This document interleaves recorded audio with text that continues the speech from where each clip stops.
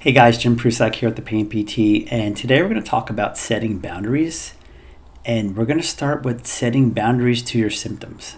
Okay, now we talk a lot about learning to set boundaries to people or things in your life that are not serving you or that they're taking advantage of you or just flat out things you don't want to do but have a hard time saying no to.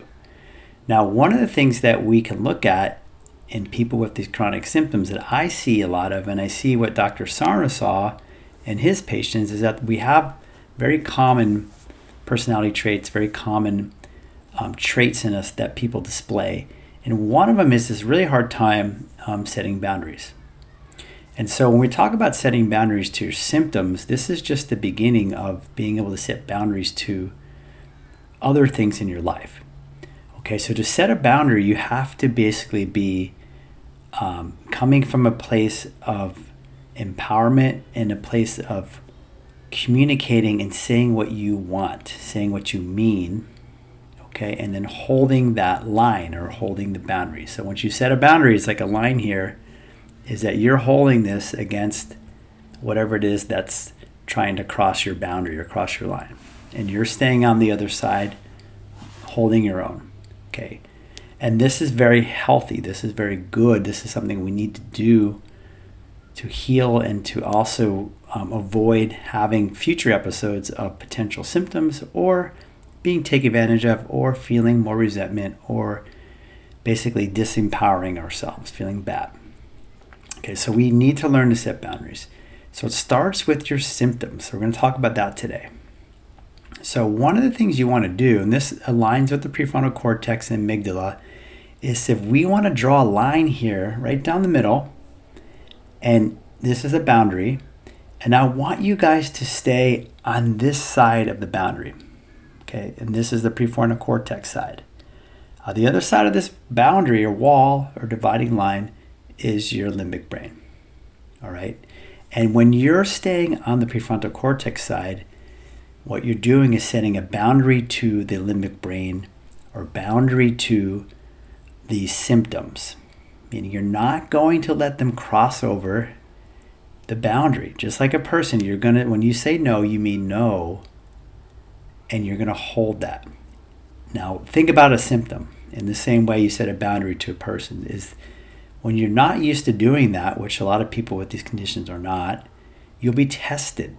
Okay, just like a person will keep trying to push your button or try to take advantage of you because they know that's what they've always done and you've always relinquished or taken on too much or not said no or meant what you said. So the same thing happens with symptoms where they try to cross your boundary. They try to infiltrate you, overwhelm you, convince you, and control you, you could say. And you're saying no. No. So the boundary is saying no.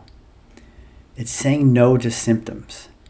Now, when you're doing somatic tracking, we talked about this, you're opening your whole system to non-reaction. You're not reacting to what you notice. And a lot of times we're looking for thoughts, feelings, symptoms, sensations, emotions, and we're just letting this stuff bubble.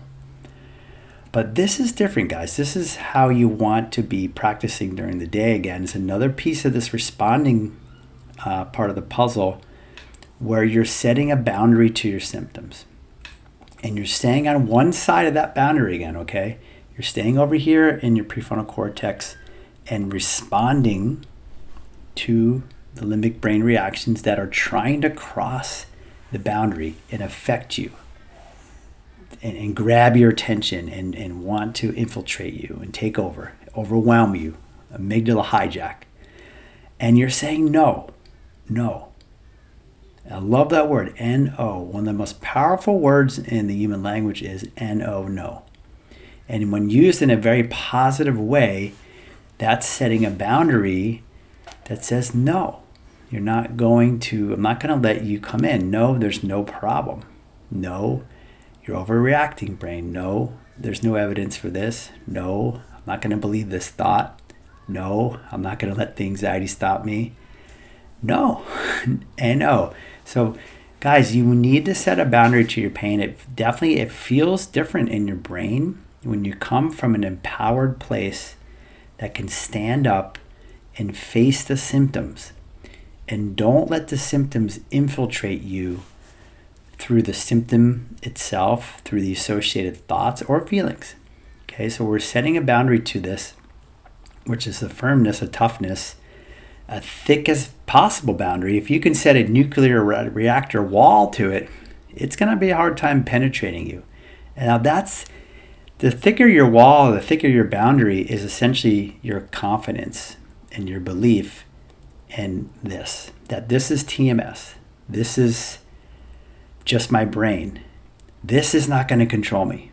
You're going to have to come through this wall. And on the other side of the wall is this belief that says, no, I'm fine.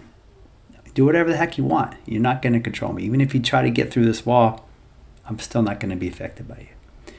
Now, if your belief and your intention and your boundary is very weak and very small, maybe it's a paper boundary, and this symptom just busts right through it. You put it up for a second and boom, it bowls you over. This can happen. This typically can happen because you're needing to get stronger in the prefrontal cortex. The research supports that. It's gotten weak. And if you're not used to setting boundaries again, not used to saying no and standing up for yourself and facing things and treating this symptom like a bully, then you'll have a hard time with this. But this is part of the healing process, guys. This is part of healing, is getting empowered and stronger and setting boundaries. I really believe at the heart this is one of the most important things that we need to do.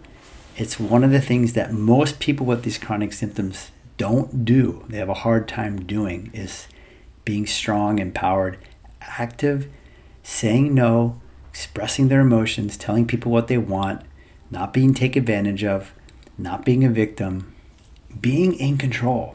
Okay, I want you guys to be in control and set this boundary to the pain, to the symptoms. No, you're not crossing this line. Okay, the other analogy I give people is, who is the master here? You can say the conscious mind or the subconscious mind. Okay, so when you're in your prefrontal cortex, you're in your conscious mind. When you're over here in your amygdala, limbic brain, you're in your unconscious mind. You need to take control of the unconscious through your conscious mind. You need to be the master of yourself. Don't let the amygdala and limbic brain control you and be the master. Okay, you don't want to be the servant. You want to be the master, the leader, the CEO, all these words they use to take control of the situation. Okay, to tell your brain and to teach your brain there is nothing wrong with you. There is nothing wrong with you. And therefore, because that is my belief now over here, this is my belief, and I know this is true, I have the evidence, then I am not going to let you infiltrate me anymore.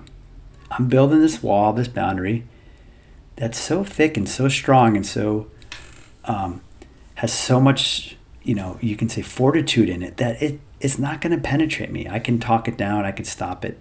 So this is the idea of boundaries, and it moves into your life as well. Of course, it moves from the symptom to situations. So we can talk more about that another time, but I wanted to just highlight today to start to think about setting boundaries to your symptoms and doing that. It feels very different in your brain. It's very empowering. It's very, it's you living in a different part of your brain and not allowing the symptom to control you anymore, not allowing it to take over, to you to be intimidated by it, scared by it, frightened by it, hijacked by it.